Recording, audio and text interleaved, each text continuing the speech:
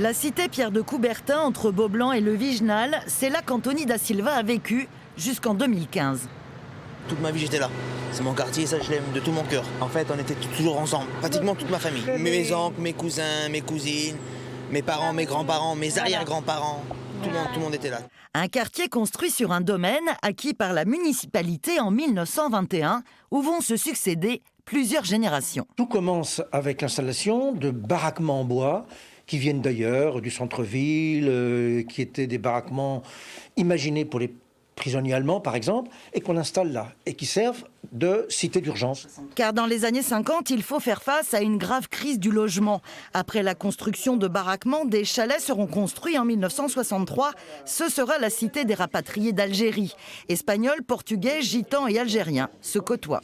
La cité Pierre de Coubertin pour reloger d'encore plus pauvres gens qui habitaient dans ce qu'on appelle la cité de la Vienne, une cité de baraquements complètement pourrie.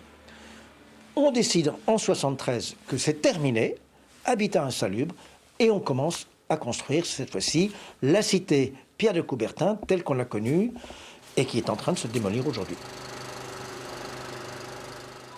C'est la création d'une cité de transit appelée Pierre de Coubertin. La cité de transit s'inscrit dans le cadre d'une politique sociale du logement et d'une résorption de ceux des logements qui ne correspondent pas aux normes d'un pays comme le nôtre à l'époque que nous vivons. 1976, la construction de ces 70 logements sociaux s'achève.